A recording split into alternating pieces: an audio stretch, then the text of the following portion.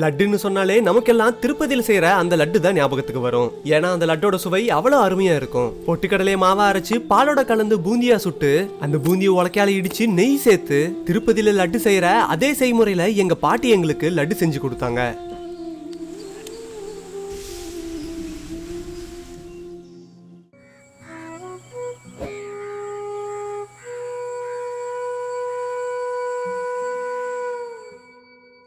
இப்ப திருப்பதி லட்டு செய்ய தேவையான பொருட்களை பார்த்தரலாம்.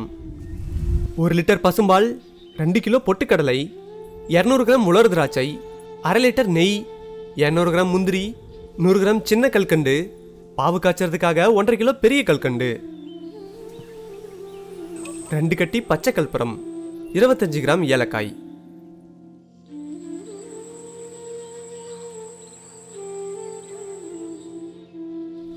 இப்ப பூந்தி சுடுறதுக்காக பொட்டுக்கடலையை அரைக்க ஆரம்பிச்சிடலாம்.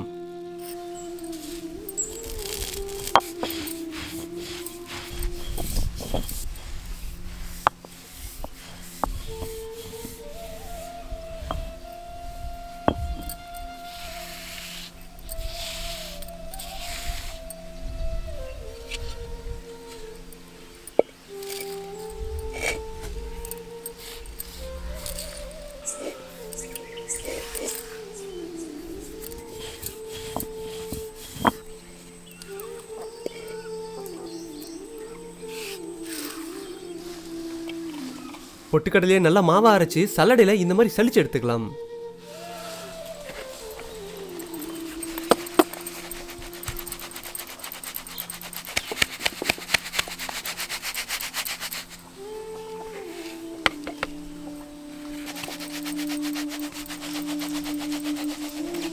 நம்ம எடுத்துக்கிட்ட எல்லா பொட்டுக்கடலையும் அரைச்சு சலிச்சுக்கிட்டாச்சு.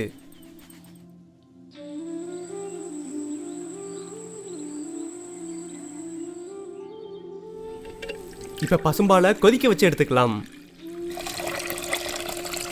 பூந்தி மாவு கலக்க பசும்பாலை தான் பயன்படுத்த போறோம். பாலை சூடு பண்ணி எடுத்துக்கிட்டா பச்சை வாசம் வராது.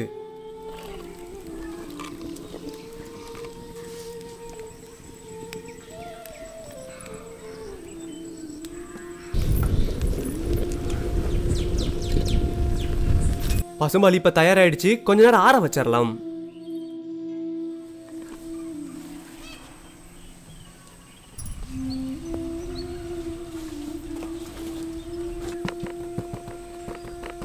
பால் ஆறுனதும் பூந்திக்காக கடலை மாவை கலக்க ஆரம்பிச்சிடலாம்.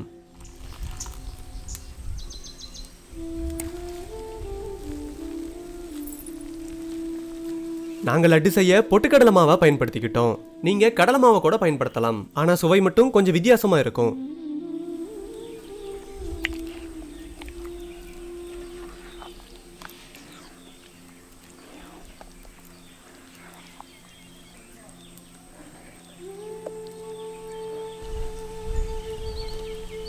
பூந்திக்கு தகுந்த மாதிரி கடலை மாவை கலக்கிக்கிட்டாச்சு.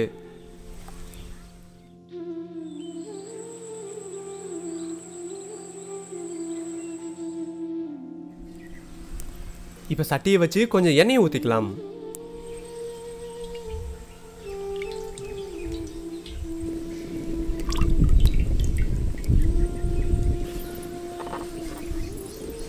எண்ணெய் நல்லா காஞ்சிருச்சு. இப்ப பூந்தியை போட ஆரம்பிச்சிடலாம்.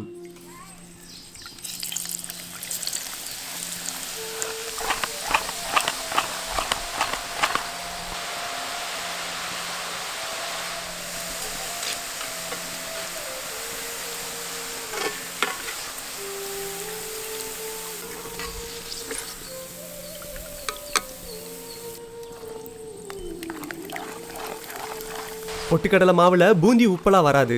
நம்ம லட்டு செய்யறதால பூந்தியோட வடிவம் நமக்கு அவசியம் இல்லை. பூந்தியோட வடிவம் முக்கியம்னா கொஞ்சம் கடலை மாவை கூட நீங்க சேர்த்துக்கலாம்.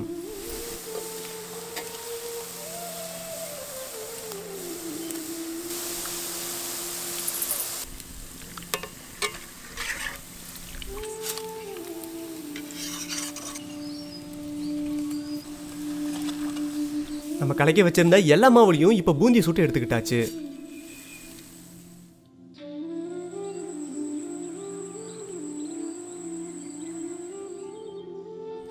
இப்ப கல்கண்டை வச்சு பாவு காய்ச்ச ஆரம்பிச்சிடலாம்.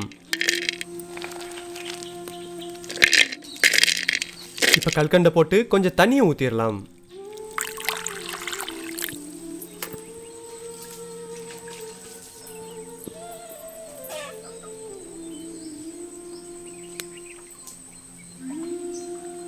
பாவு கொதிக்க ஆரம்பிக்கும் போது கொஞ்சம் எலுமிச்சப்பழ சாறை சேர்த்துக்கலாம்.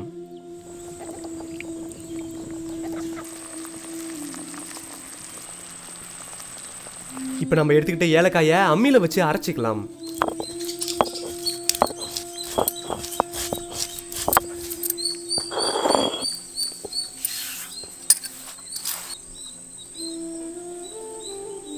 நம்ம அரைச்சி வச்ச ஏலக்காயை இப்போ பாவோட சேர்த்துக்கலாம். லட்டுக்கு பாவு பதம் முக்கியம் கிடையாது. இப்போ பாவோட நம்ம எடுத்து வச்சிருந்த பச்சைக்கல் புறத்தை சேர்த்துக்கலாம். கல்கண்டெல்லாம் கரைஞ்சி பாவு நல்லா கொதிக்க ஆரம்பிச்சதும் பாவை இறக்கிடலாம். இப்போ பாவை நம்ம சுட்டு வச்சிருந்த பூந்தியோட சேர்த்து நல்லா கலக்கி விட்டுறலாம்.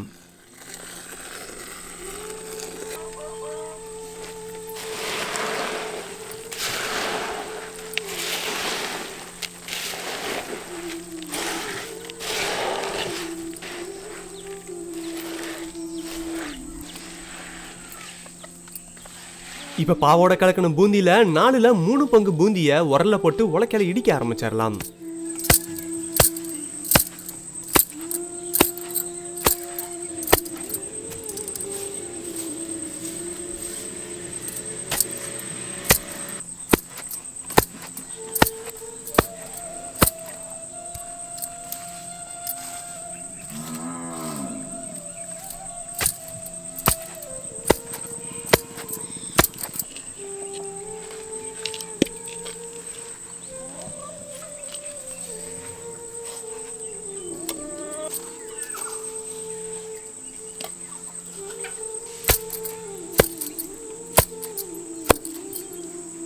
நாலுல 3 பங்கு பூந்தியை நல்லா உலக்கையால இடிச்சுக்கிட்டாச்சு.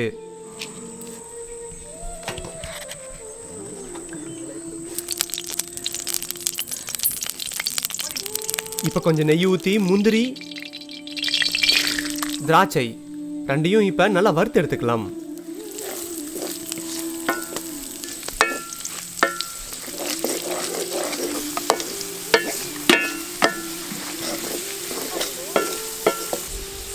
வறுத்தெடுத்த முந்திரி திராட்சையை இப்போ பூந்தியோட சேர்த்துக்கலாம்.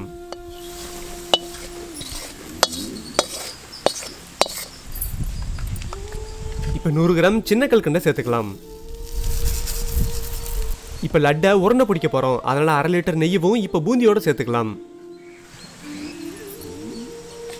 முந்திரி திராட்சை நெய் கல்கண்டுன்னு எல்லாத்தையும் பூந்தியோட சேர்த்து நல்லா கலக்கி விட்டுறலாம்.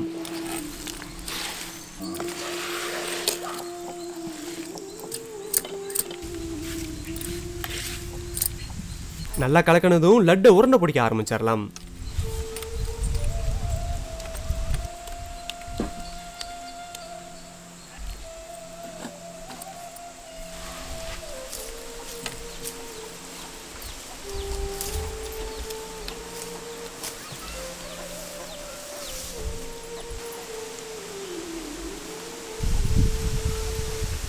திருப்பதியில் லட்டு செய்கிற மாதிரி பெருசாக கூட லட்டு செய்யலாம், இல்லைனா இந்த மாதிரி சின்னதாக கூட செஞ்சுக்கலாம்.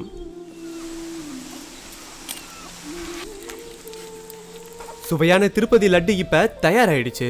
இந்த லட்டை தீபாவளி மாதிரி பண்டிகை காலங்களில் நம்மளே வீட்டில் செஞ்சுக்கலாம்.